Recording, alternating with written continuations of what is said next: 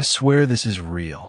I know how that sounds, like the opening line of every half-baked creepypasta. But I need you to believe me because something is happening, and I'm not convinced I'm still the only one seeing it. The story starts when I moved into the house on 9 Birch Lane, a narrow, winding street just outside of Kingston, New York.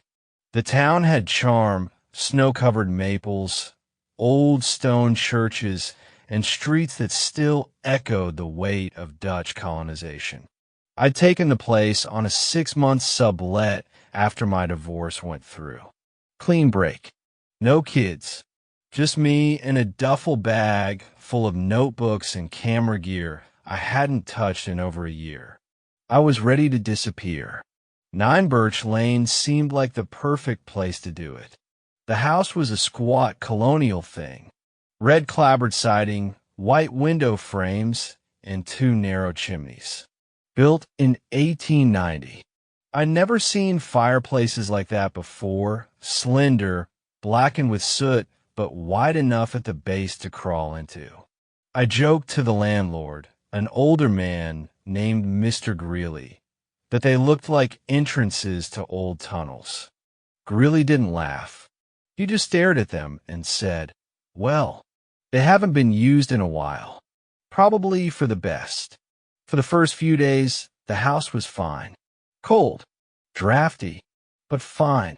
I set up a desk by the window in the living room, unpacked the essentials, and started forcing myself to write again. I hadn't put down a complete sentence since my marriage ended, but the isolation worked. I finished 2 short essays that week, and even submitted one to a niche publication that hadn't blocked my email yet. I started sleeping better too, or at least heavier. I wasn't dreaming, just sinking into the mattress for 6 or 7 hours, waking up stiff and confused. But on the 6th night, I woke up at 2:47 a.m. exactly.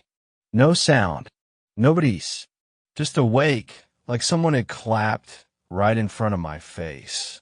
I stared at the ceiling for a while. Then I heard it, from downstairs, a shuffling sound, like movement behind the fireplace, like someone trying not to be heard. I didn't go down right away. Instead, I lay there, frozen beneath the covers, heart hammering. I convinced myself it was a mouse, or a bird that got trapped. But the sound wasn't frantic like that. It was slow, measured, like it knew it had time. When I finally crept down, the house was still, silent. Nothing out of place, no soot on the floor, no draft. But there was one thing, a faint, acrid smell like something burned a long time ago. Hair or meat. Maybe. I stared into the fireplace, squatting. The bricks were cold, still intact, but I swore there was something behind them. I pressed my ear to the hearthstone. Nothing. Not then. On day 10, I found the journal. It was buried behind the upstairs closet, wedged between the wall and the molding, bound in cracked brown leather. Inside, the pages were filled in shaky, slanted cursive. No name, no date, just entries that started in mid-sentence. He said the man was back again. Upside down. Said he spoke with his teeth clicking like scissors. I didn't see him. Not yet. And another. He asked if we remembered where our bones were. He said he could pull them through the chimney one by one. The name came up again and again. Upside down man. The handwriting degraded over time. Words started cramming into each other. Ink scratching deeper. One page had been ripped out violently. On the next, it read, "He lives in the smoke. He is made of it. And if you look at him right side up, you go wrong side in."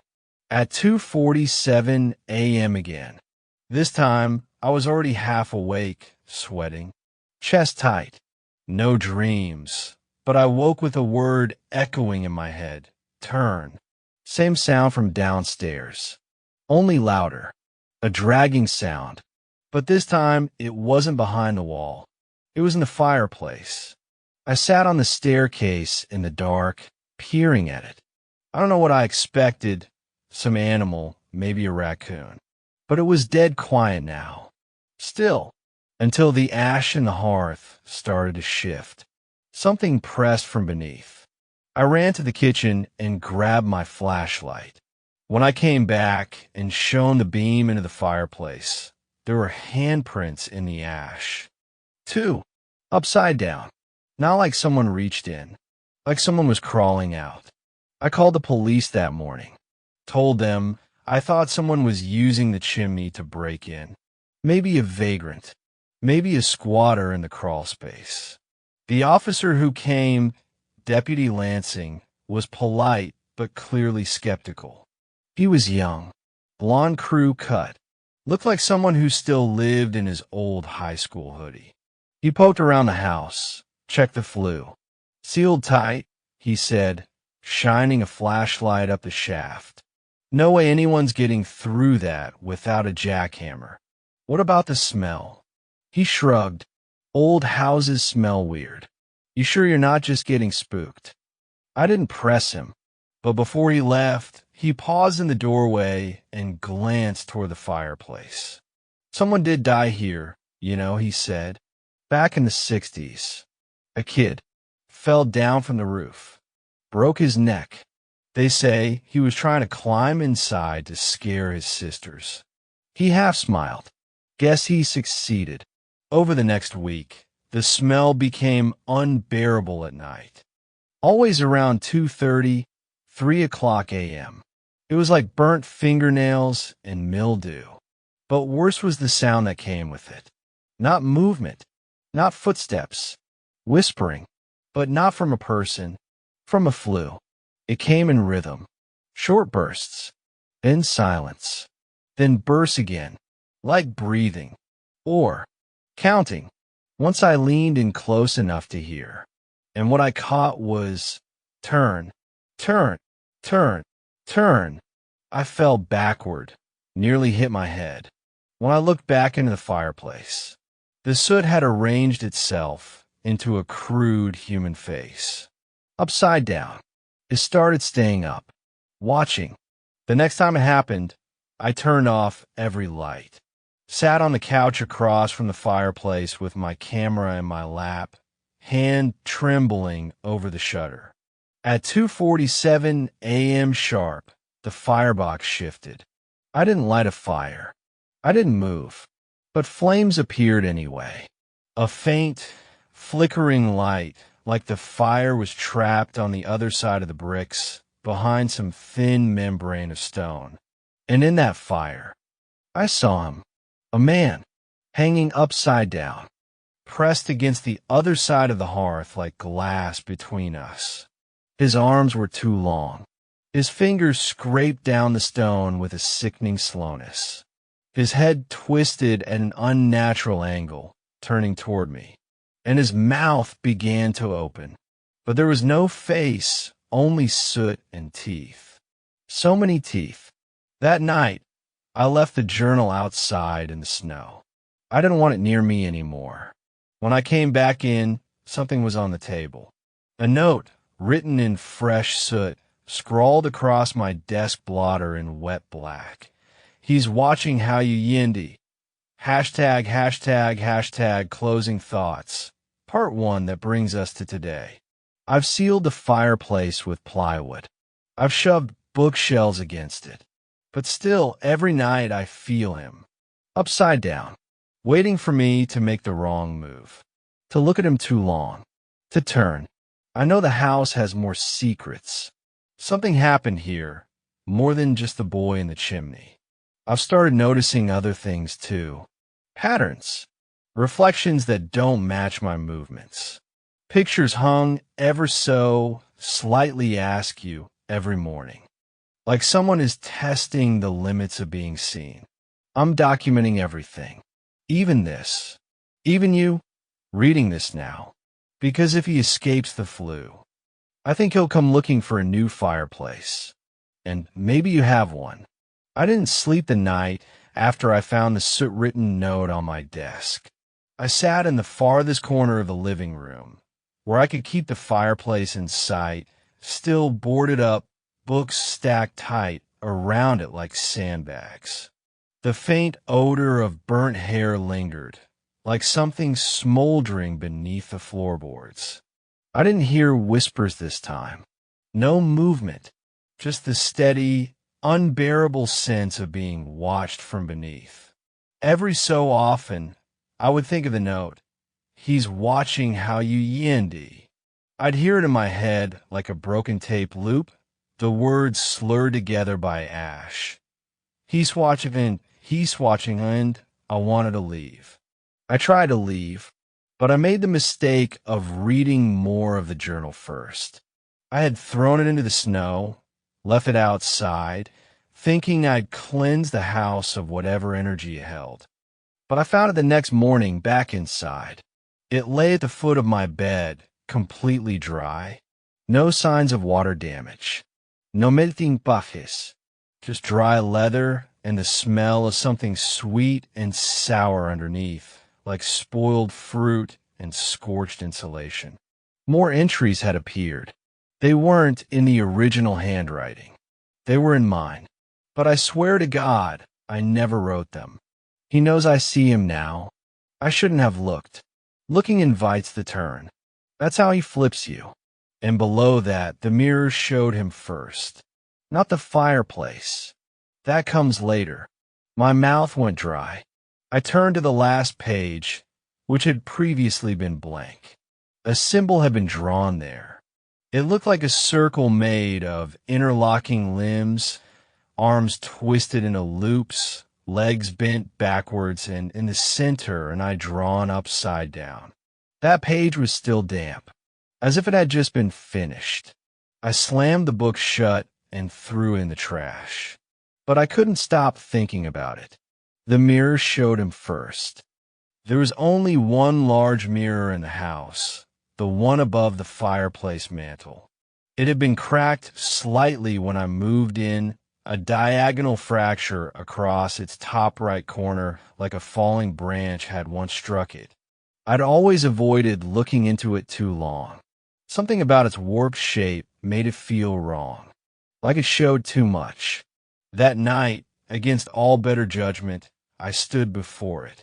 The fireplace below it remained sealed, my books jammed like bricks into its frame. I turned off the lights behind me, so the only illumination came from the dim overhead hallway bulb, casting long shadows down the stairs. At first, there was nothing. Then, a movement behind me. Not a reflection, something deeper. A shift in the glass itself. I leaned forward, and the mirror rippled, like heat waves across asphalt, like water. Then, he appeared, not in the reflection, but under it, like the mirror was a thin skin and someone pressed their face against it from the other side. The upside-down man. I couldn't see him completely, just his eyes, white, bulging. His skin was ashen, stretched, tight against bone. His mouth opened, too wide, splitting across his jaw like an overripe fruit. And he began to turn his head, slow and deliberate, upside down in the reflection, as though gravity itself meant nothing. As his gaze locked with mine, the mirror cracked down the middle. I staggered backward, barely holding back a scream. The air in the room changed, heavier, metallic. Something whispered, right at my ear, "Now you're turned." I didn't sleep at all that night.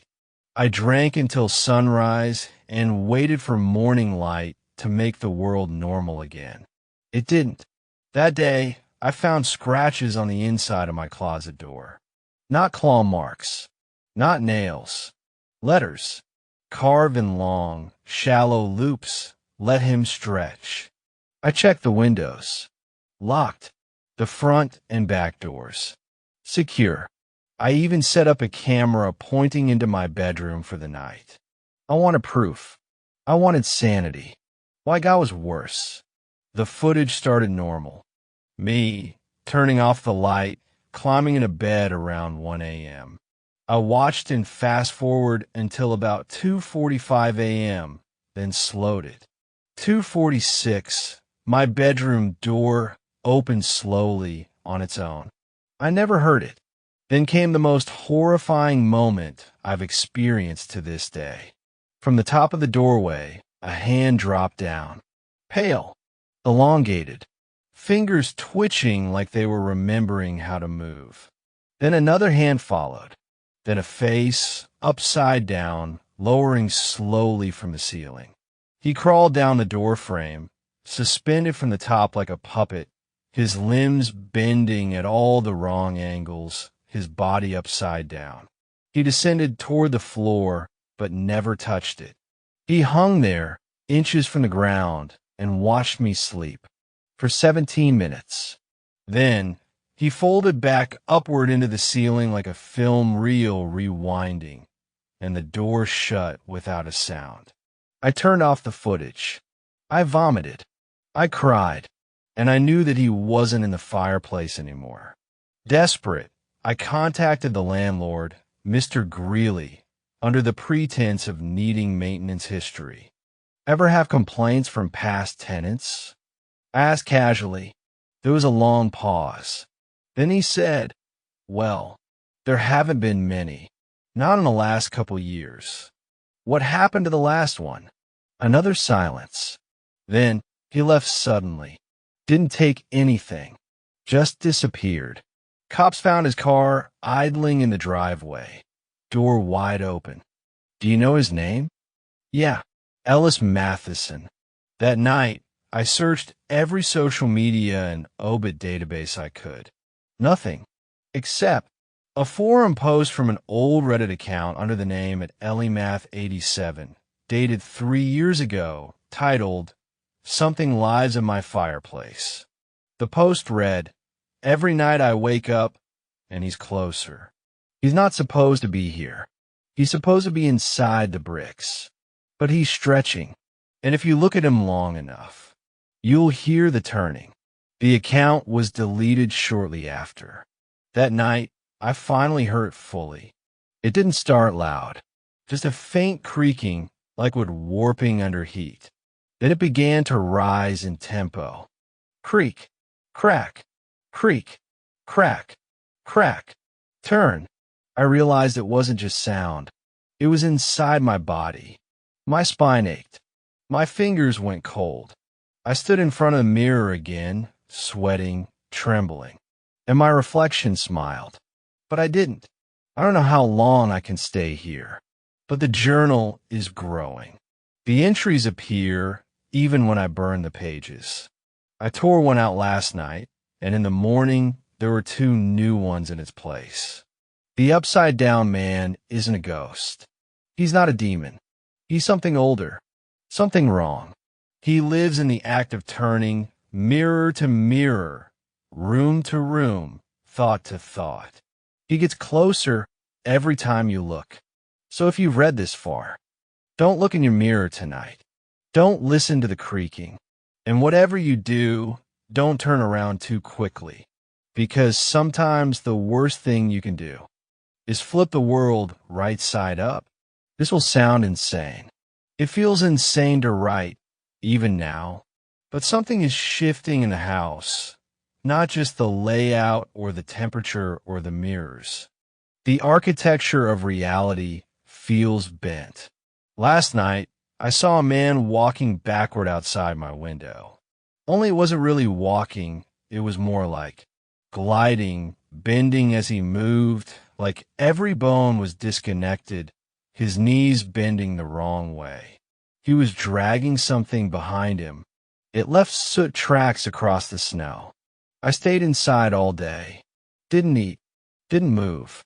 Just watched the hallway mirror slowly fog up with no one near it. At 3:33 a.m., the mirror whispered, "You're turning well now." The house has developed a smell. I thought maybe it was the trash or mildew, but it's not that. It's burned meat mixed with something sour like curdled milk in a gas station bathroom. I followed the scent down into the crawl space. That was my first mistake. The boards creaked louder than I expected. I had to lie on my side to squeeze under the beam. The crawl space was dark, dirt floor, cobwebs, the works.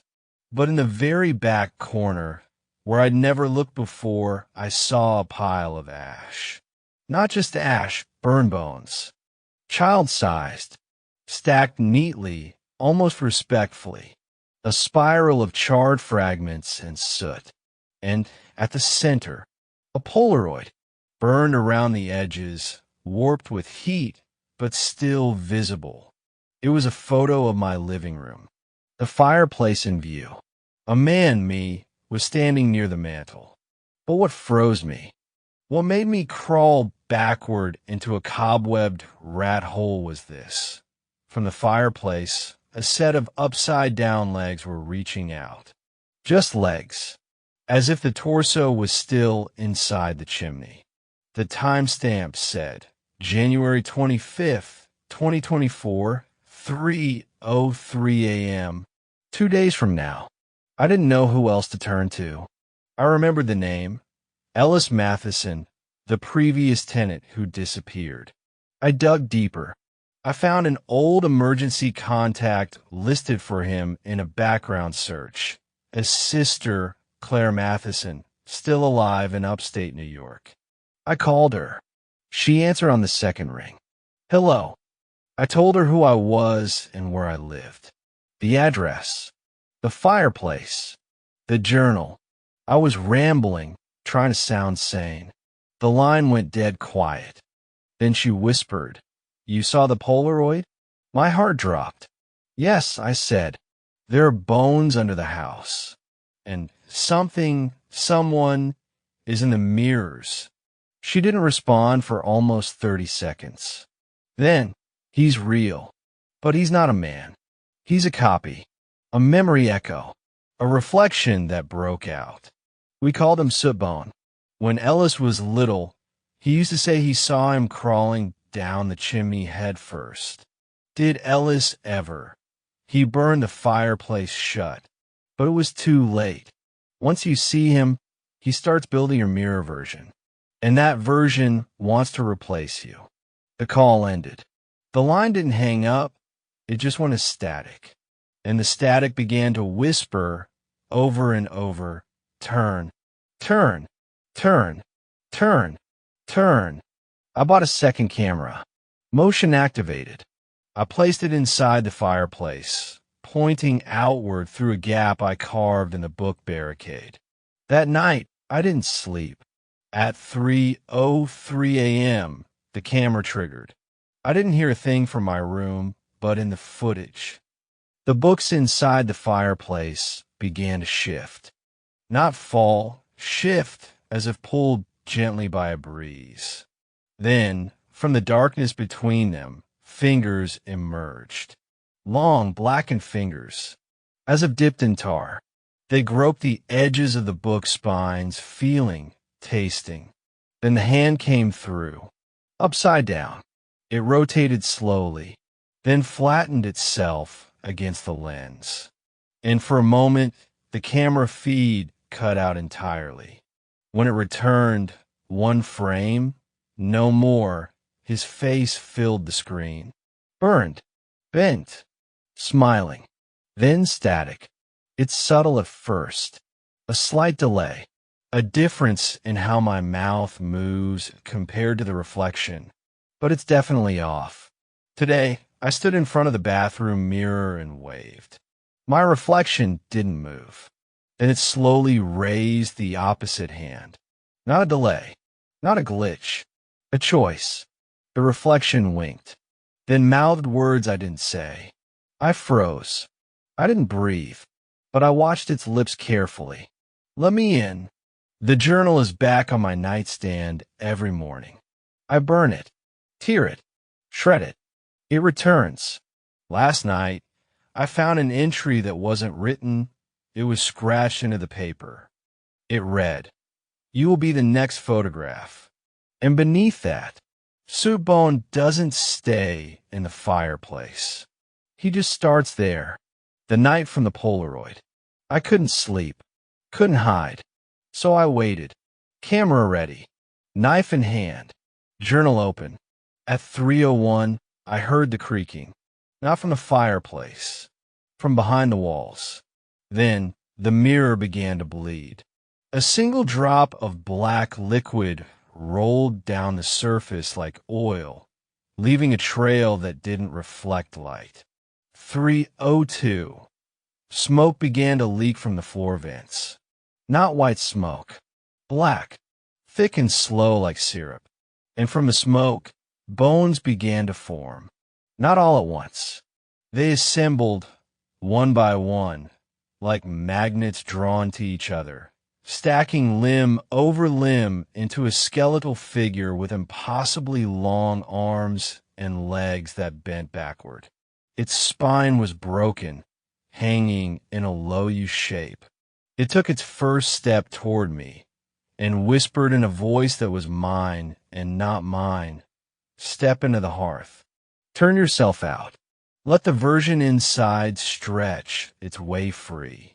I backed away slowly, knife shaking in my hand. The figure smiled, or cracked its teeth wide enough to imitate a smile.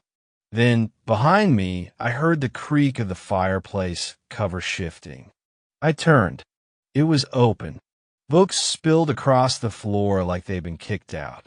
Soot poured into the room like smoke from a train engine. And two upside-down feet now hung from the chimney, just above the opening.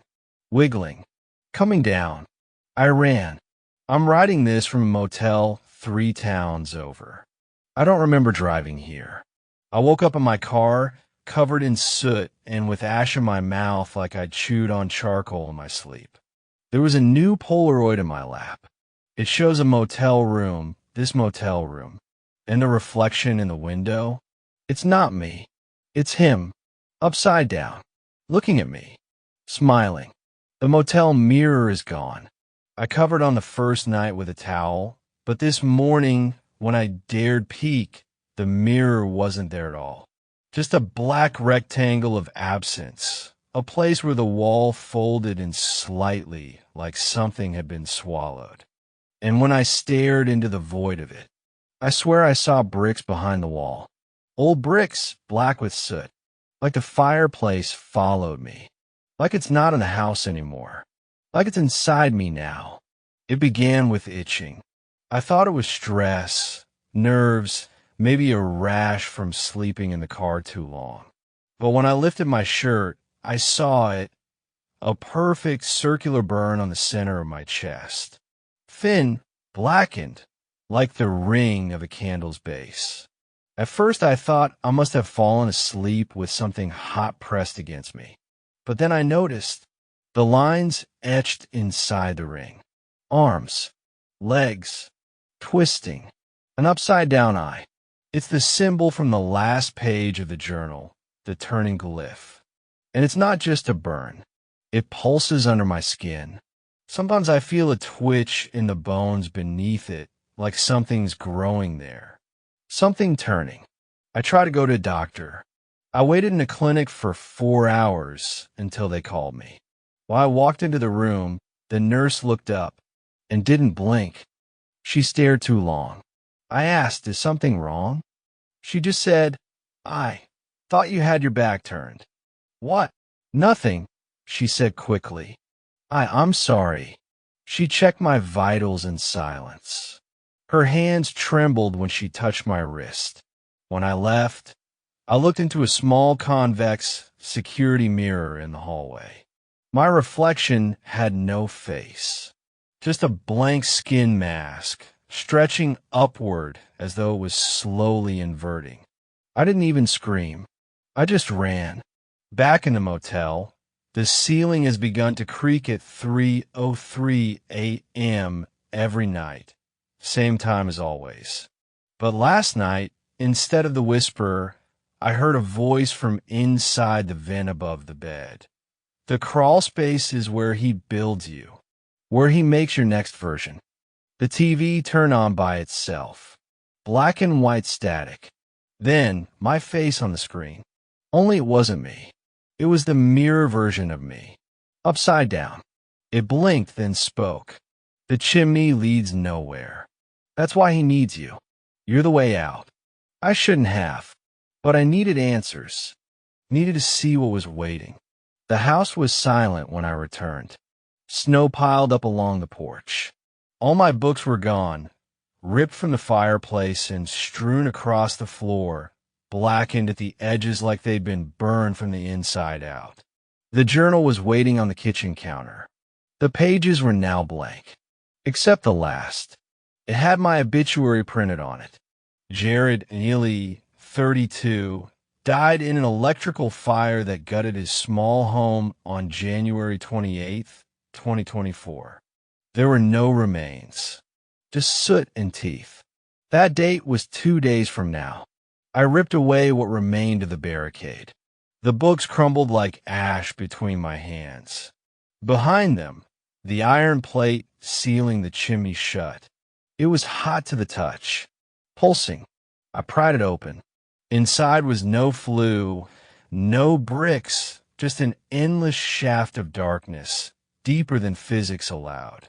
Not a chimney, a vertical corridor descending into blackness, with soot falling upward like reverse snow. And something was crawling up. Not fast, but deliberate. I heard the clicks of bone-on brick, the soft rasp of ash-coated limbs. I turned to run, but I was no longer in the house. I was in a space that shouldn't exist. Brick all around me, black and red. The air was dry, choking, furnace hot. The ceiling low, the walls slanting at unnatural angles. A corridor made of chimneys.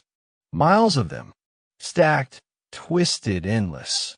And hanging from some of them were people, upside down, faceless. Some whispered, some sobbed, some turned toward me. Their mouths opened, and in unison, they said, "We looked too long. We turned too deep. Now with the soot he wears." Sabone, upside down man. He slid down the wall, face first, neck bending backward like a spider dropping on a string. His arms stretched impossibly long, reaching wall to wall. He clicked his teeth in a rhythm. Crack, crack, crack, turn.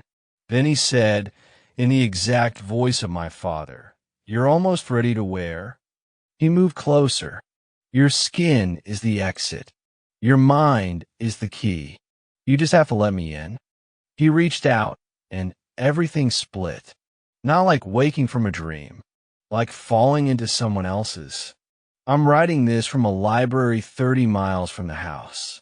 The motel burned down last night. No known cause. Fire crews said the blaze was oddly inverted, damage on the ceiling, soot hanging from vents as if smoke rose from the floor up. 2 charred books were recovered. One was the journal. The other was a photo album. Inside, dozens of Polaroids. Each one shows a different person, always in front of Fireplace. Always with upside-down legs hanging behind them. And in the last photo, I'm standing in this library. He's already here. I don't think this is a haunting. I think it's a replication process. Sabone doesn't kill. He replaces. One crack at a time. One smile. One mirror. One Polaroid. Until you forget who you are. Until the man upside down in the fireplace becomes the only version of you the world remembers. I can feel him now, under my skin, in my spine. He's almost done stretching. I don't know how to stop it, but if you find this, never open the fireplace. Never look into the mirror after 3:03 a.m. And if you hear creaking in the walls, don't turn around. I woke up as someone else. Let me explain. When I opened my eyes this morning, the light in the room was wrong. Not just the angle or brightness, the way it fell. Like it'd been around me. as though trying to avoid touching my skin. Everything smelled faintly of burned wood and old iron. And the mirror at the motel, the one I'd seen disappear, it was back. But it didn't show the room I was in. It showed the living room of the old house. The fireplace. The rug. The armchair I threw out a week ago. And in that mirror, sitting in the chair, was me, reading a book, smiling. Except I was still here, staring into it. My reflection isn't a reflection anymore. It acts independently now. Watches me. Studies me like it's learning. Last night I tested it. I raised my hand quickly and waved. It didn't move. Instead, after a long pause, it mirrored the motion in reverse, like it had to rehearse. Then it stood up in the reflection and walked toward the fireplace. I watched myself in the mirror kneel before the hearth, place a hand on the stone mantel, and open its mouth. A cloud of ash poured out, coating the carpet. Then it mouthed something, time to switch. I went back to the house. I know I shouldn't have, but at this point, I think it would have come to me anyway. The crawl space was worse than before. The spiral of bones I found in part 3, it's now fully formed into a circle. A ring of child-sized femurs, ribs, finger bones. And in the center, a black hole in the ground, about the size of a dinner plate, breathing inward. The voice from inside said, "You are his face. He needs your approval." I whispered, "Approval for what?" Silence. Then to live. The Polaroid album is now huge. More pages every day. They've started changing when I look away. I tested it. I stared at one, a boy, maybe 12, standing in front of a fireplace in tears. Legs hang from the chimney behind him. I blinked. Now it's a man, much older, but with the same face, still crying, and the legs are gone. But now, he's upside down in the picture. Not to ruin him. The album is documenting transformations, invasions, a perfect record of people becoming Sabone. And last night, a new photo appeared at the back. Me, upside down. My eyes are holes, perfect circles of black, like they've been burned open. There's something behind me in the picture. A second me, smiling at the camera. And written on the bottom of the Polaroid in what looks like soot smudged by fingertips, this one said yes. January 30th, 3:03 a.m. The final night. I know it now. I stayed in the house. No more running. I boarded the windows, locked the doors. But still, the fireplace breathed. Yes, breathed. It inhaled the air from the room and exhaled dust and bone fragments. At exactly 3:03 a.m., everything in the house stopped moving. Not in the metaphoric sense. Literally, the clock froze. The lights flickered and then paused mid-flicker. The air hung still, dust unmoving, like a paused frame in a movie. And then, the books exploded from the fireplace. They came out not as paper, but as scraps of faces, book covers twisted into stretched photos of screaming mouths, eyes stitched with words. And from that rising storm of paper and soot, he came. Sabone. But this time he wasn't crawling. He stood, fully formed. A perfect mirror of me, upside down at first, but with each step, his bones snapped into the correct position. He was becoming me. He didn't attack. He sat across from me, in my old chair. Every time I blinked, his expression changed, smiling, scowling, crying. Then he said, "I've waited 237 mirrors for you to come home." His voice wasn't mine. It was all of them. Every echo of me I'd buried. Every cruel word I'd spoken in passing. Every lie I'd told myself about being safe. I said, "What do you want?" He tapped his finger on the coffee table. A slow rhythm. 3 beats, then a pause. Over and over. "I don't want. I replace. They let me in, one after another. I keep the world symmetrical. No one misses the originals. They don't even remember there was a before." My hands were shaking. I looked down. There was soot under my fingernails, and they were longer than I remembered. I was changing, too. He offered me the mirror. Not a threat. A request. A rectangular shard of glass that showed only one image. Me in a coffin-shaped fireplace, smiling peacefully as ash filled the room like snow. "Just nod," he said, "and the struggle ends. No more waking up not knowing where you are. No more doors that change places. No more creaking. No more crawling." I stared at the glass. I saw peace. I saw stillness. I saw non-existence masquerading as relief. But then, I saw something else. Behind him, in the reflection, a child, burned, half a face, crying, "Ellis." And behind him, 1,000 others, their eyes wide, stuck in the frame of that mirror, mouths pressed to the glass, silently screaming. They didn't choose. They were taken. I stood up and said no, and I threw the mirror into the fire. The mirror didn't break. It sank into the flames like water, glowing red as it was swallowed. And Sootbone screamed, not from pain but rage. His form began to flicker, arms stretching, torso warping, head spinning 180 degrees again and again until it cracked with each turn. He rose from the chair, and his chest split open, revealing a cavity of Polaroids, hundreds of them fluttering inside like bats trapped in a cage. He screamed, "You will turn, you will turn, you will turn." I grabbed the journal. I set it ablaze. The fire took immediately a hiss of steam and soot, and the house began to bleed, walls dripping black, mirrors shattering inward, the air thick with the sound of flames screaming in reverse. I ran. Behind me, I heard a final sentence in my voice, but older, as though from decades in the dark. "You've delayed the crawl, but he only needs one yes." And someone always says yes. I live off-grid now.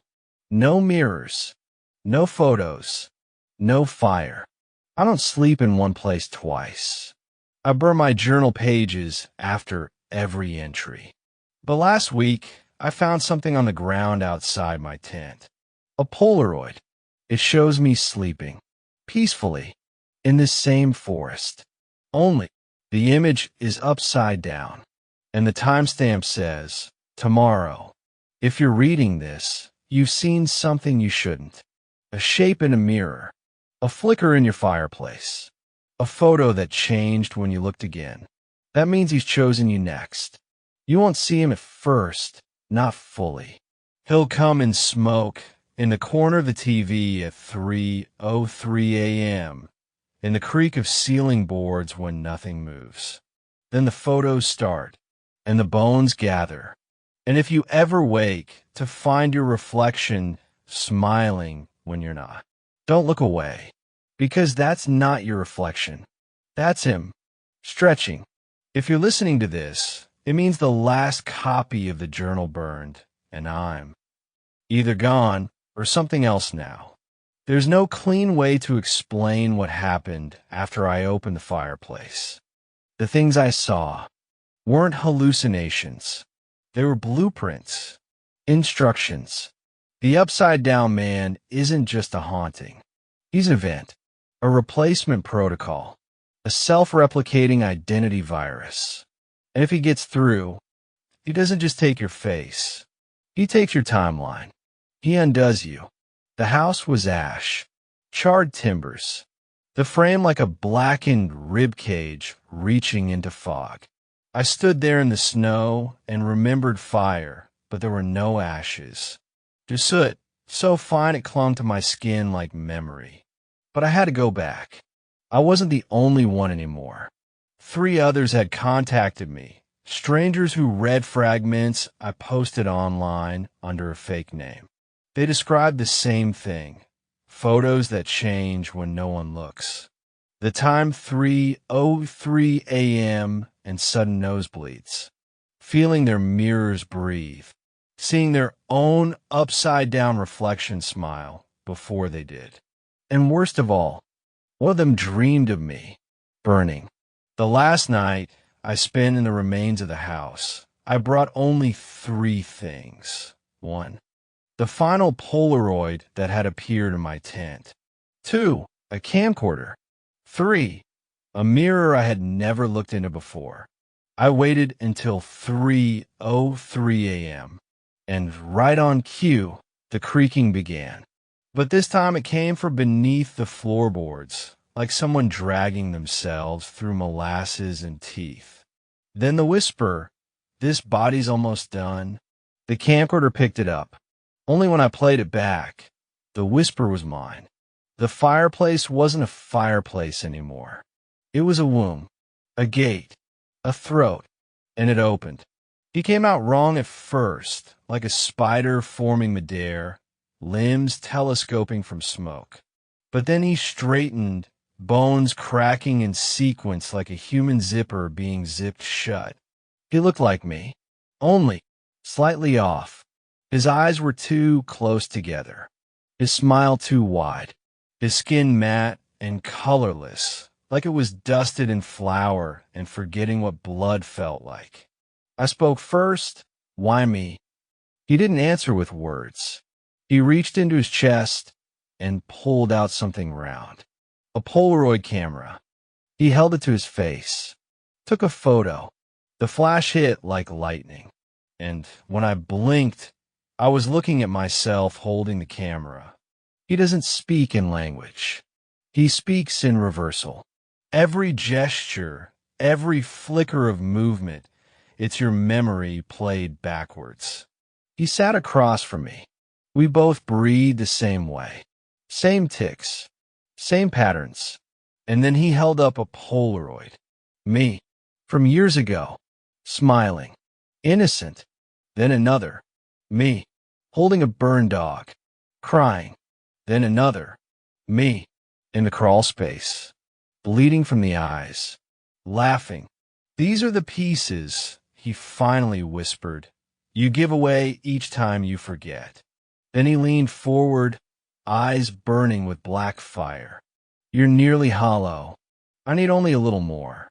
And then he pulled off his face, and it was mine underneath. The room spun. The mirror I brought with me began to drip like water. The camcorder battery died, though it was fully charged. I felt my thoughts play backward in my mind, a conversation with my mother in reverse. Unwriting a story, laughing before a joke was told, living from coffin to cradle. I was becoming reversible, and that's how he enters. When you're no longer linear, no longer directional, he finds a crack. He reached toward me. His hand went through my chest, and for 1 second, I saw the world the way he does, upside down. All faces inverted, all voices backward, all names erased. And in the fireplace, I saw everyone he had ever become. I realized the only way to survive was to finish the photo, to complete the narrative. He wants a perfect replacement. So I gave him one. I stood in front of the fireplace. I smiled. I held the camcorder up, and I whispered, "This is my final entry." Then I clicked the Polaroid shutter on myself, and immediately he screamed, because I'd changed it. I'd altered the final frame. I owned the image. He writhed, the faces in his chest shrieking, melting. I shoved the photo into the flames.